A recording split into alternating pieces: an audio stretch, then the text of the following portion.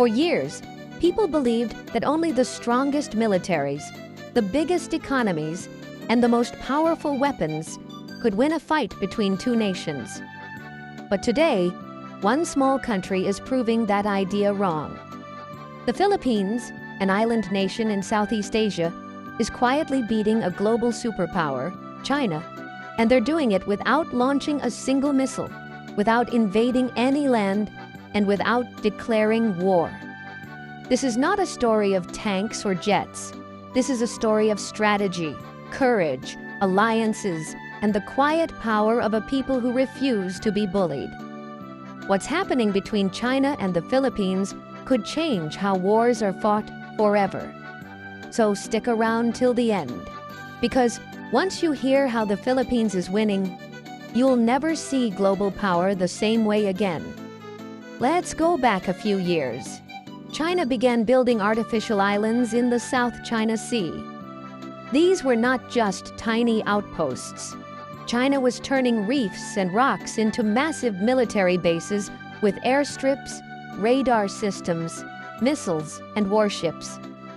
They claimed nearly the entire sea as their own, even though international law clearly says otherwise. The problem is, the South China Sea doesn't belong to just one country. Vietnam, Malaysia, Brunei, Taiwan, and especially the Philippines all have rightful claims in this area. And for the Philippines, these waters aren't just lines on a map. They're part of their everyday life. Thousands of fishermen rely on the sea for their food and income. Ships pass through carrying goods worth trillions of dollars. But as China built more islands and deployed more Coast Guard vessels, they started blocking Filipino boats, chasing them away, shining military-grade lasers at them, and even ramming some of their fishing vessels. To many, it looked like China was too big, too rich, and too powerful to stop. But instead of fighting back with guns or starting a war, the Philippines did something smarter, something most people didn't expect. They went to court. In 2016, the Philippines filed a case with the International Tribunal in The Hague.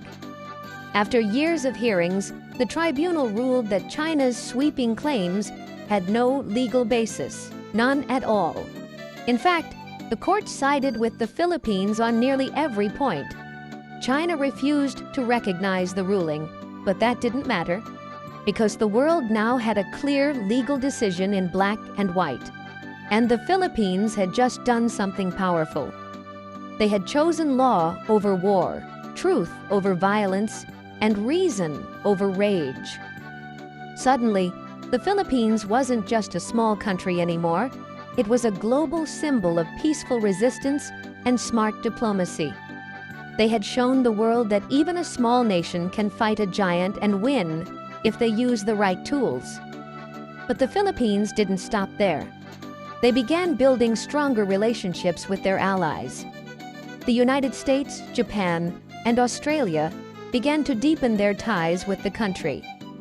Military drills became more common. American troops and ships returned to Philippine bases for joint operations. Radar systems and airfields were upgraded.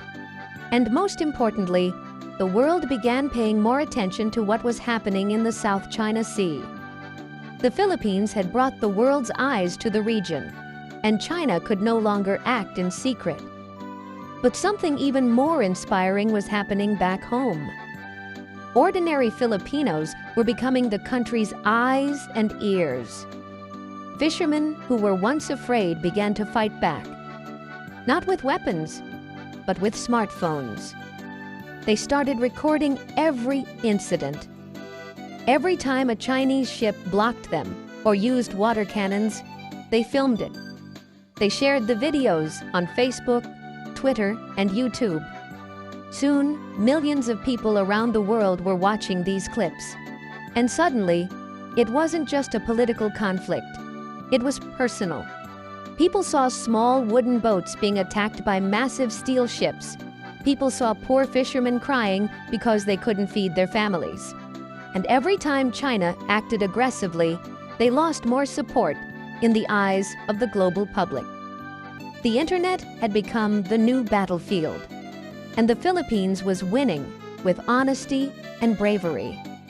The government responded by investing more in their own Coast Guard.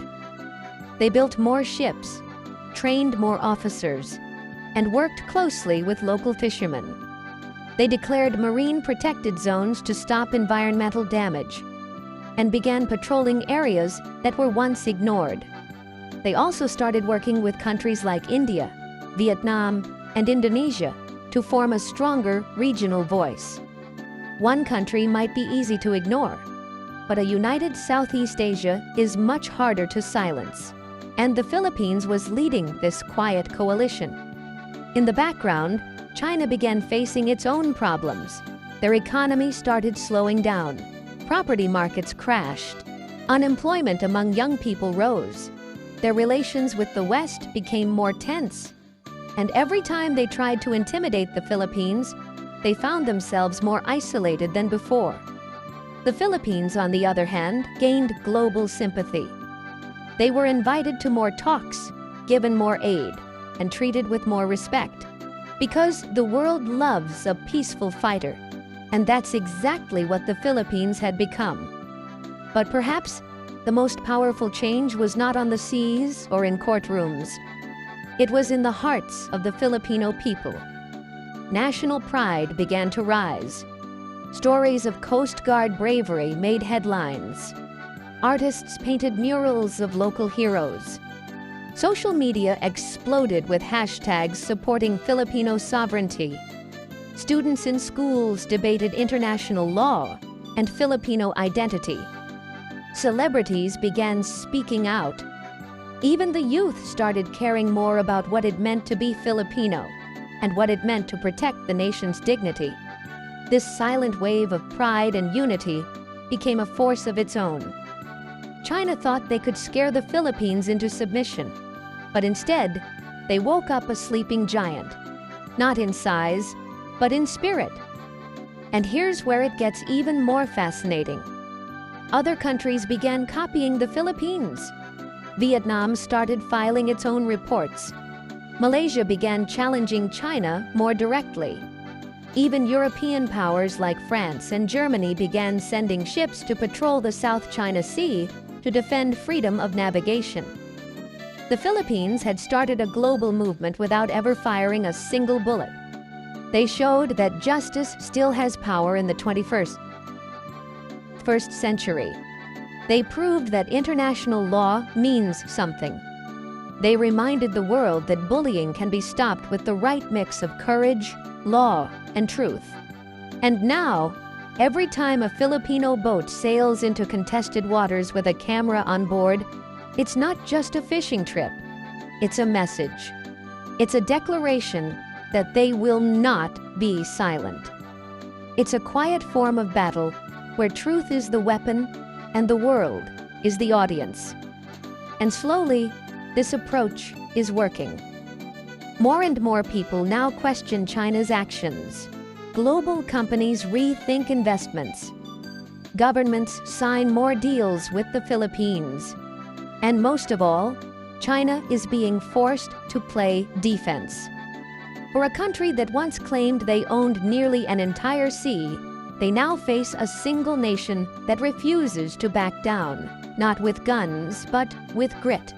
The Philippines has proven that a small country can shape global conversations, that it's not about the size of your army, but the strength of your will. They have shown that even the most powerful nations can be challenged, not with warplanes, but with wisdom, not with missiles, but with moral strength. And in this story, every Filipino, whether a fisherman, a Coast Guard officer, a student, or a farmer, has played a role.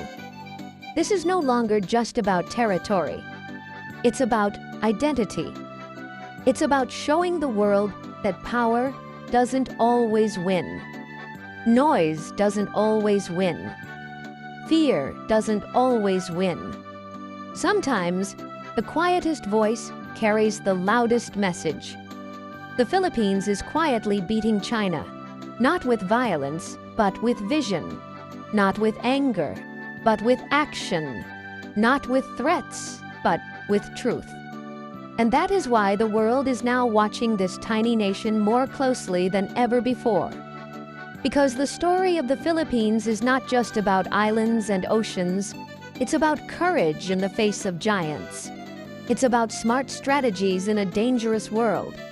And it's about the rise of a nation that refuses to be bullied. So the next time someone tells you that only the strong survive, remember this story. Remember the small boats that stood their ground against steel monsters. Remember the people who used cameras instead of cannons. Remember the leaders who chose law over blood. Remember the country that stood alone but ended up leading many. That's how the Philippines is quietly beating China without war. And it might just be the most important battle of our time.